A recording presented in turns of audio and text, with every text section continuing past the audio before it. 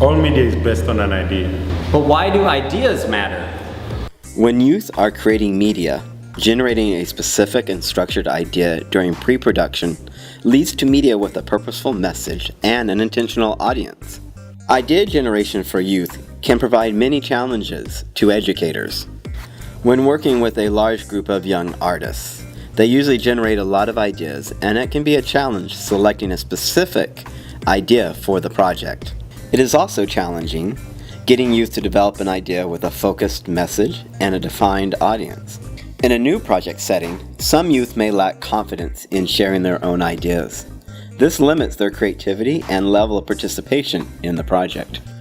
Artists are often inspired by what others have created, but it can be a challenge guiding youth to apply this inspiration in their own way. Now, how do we generate ideas?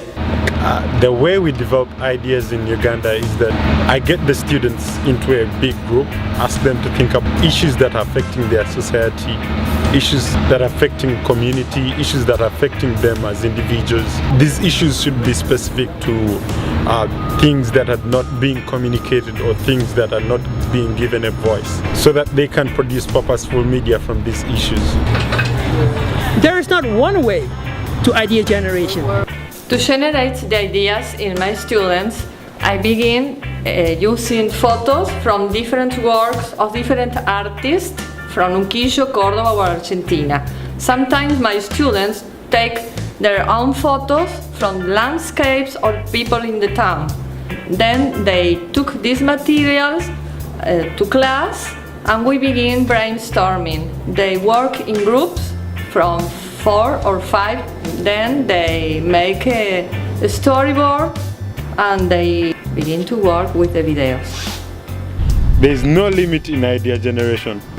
So when I was starting pre-production with my students on the last film we made, my students came into it knowing that they wanted to do a stop motion animation. Started out by going on to like the Adobe Youth Voices Gallery, and I think through watching the animated projects they gathered a lot of ideas from that, and like what does work, what doesn't work. For example, some projects they saw had a lot of voice acting in it and they felt like the animation was great, but maybe the voice acting didn't quite add to the effect of it, so they decided, you know what, we're not going to use the voice acting for our project. Don't stop being creative. As an educator, it is essential that we create a safe environment so our students can open themselves up and share their ideas and their creativity. What we do on Bonaire, we start by identifying the young people that are shy and are reluctant to share their ideas, and then we coach them and just tell them, you know, there are no stupid ideas, there are no crazy ideas. And then as a class, we just put them all on the table. And after that, we just try to narrow it down on the subject and try to pick one specific idea or a few ideas that fits better with the theme. So, what's your idea?